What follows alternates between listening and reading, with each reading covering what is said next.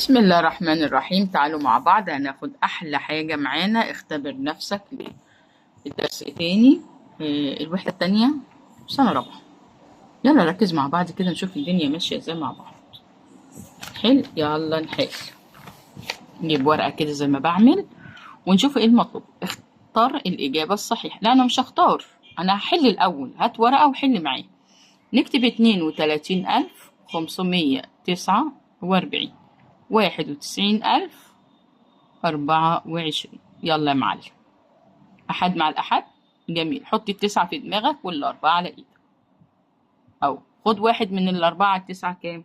10. 10 يتبقى لنا 13. 3 ومعانا الواحد. عملت إيه يا مس؟ أنت فاكر مكونات العدد 10؟ هو ده اللي أنا عملته. خدت من الأربعة واحد على التسعة بقت 10، يتبقى لنا كام؟ 3. يبقى 3 و10 13. عايز تحل جمع عادي حل، ما تخيلش نفسك.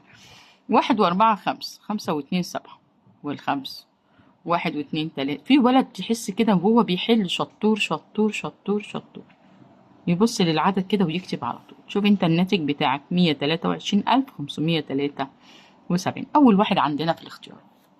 يلا نكمل، يلا نكمل.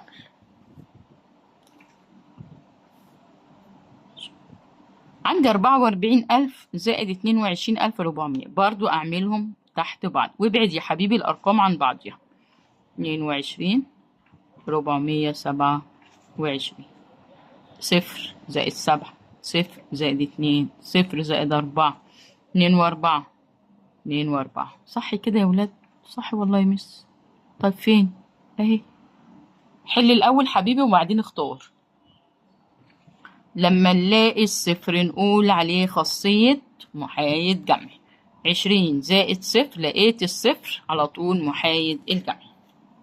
سهلة يا مس والله. والله يا حبيبي الرياضة سهلة جدا على فكرة، وعلى القناة بتاعتنا بتكون أسهل كمان. 69 زائد 55 زائد 45. 69 زائد 55 زائد، أنا عندي إيه دلوقتي؟ بدلنا ولا في قوس؟ لا في قوس يا مس، في أقواس. خلاص خد الدمج. تلاقي أقواس خد دمج على طول. تلاقي الصفر خد محايد جمع. الأرقام متغير الأماكن بتاعتها خد إبدال. ده جمع عادي حضرتك هسيبه لك واجب. المحايد الجمع مين يا جميل؟ صفر. توم تحت بعض كده. اوجد ناتج. يلا تاني. 26,457 زائد 13,237. هنحل بالطريقة الرئيسية بتاعتنا. يلا حطي علامة تحت السبعة. 7 و7، يلا عد. 14. 4 ومعانا الواحد. اعمل علامة تحت التاني رقم العشرات عشان ما ننساش. 1 و3 4، 4 و5 9، 2 و4 6، 3 و6 9، 1 و2 3. 39,694. اوجد ناتج. ناخد المسائل الكلامية واحدة وانت حل الباقي. اشترى أحمد دراجة بمبلغ 2200 وشاشة بمبلغ 5100. كم دفع أحمد؟ يعني اشترى حاجتين، يبقى أحمد هنا دفع كام؟ اجمعهم يا حبيب ماما، بس ما تنساش التمييز اللي احنا اتفقنا عليه. هقول دفع أحمد، دي عليها درجة. ماشي يا جميل؟ دفع أحمد. طيب نكتب الأرقام. 2200 و5100. عايز تحطهم تحت بعض براحتك مفيش مشكلة، عايز تصححوا صح برضه. 0 زائد 0، 0 زائد 0، 1 و2، و2 و5 7. أهو اشترى بإيه؟ بالجنيه. حطي جيم حبيبي عليه، جنيه.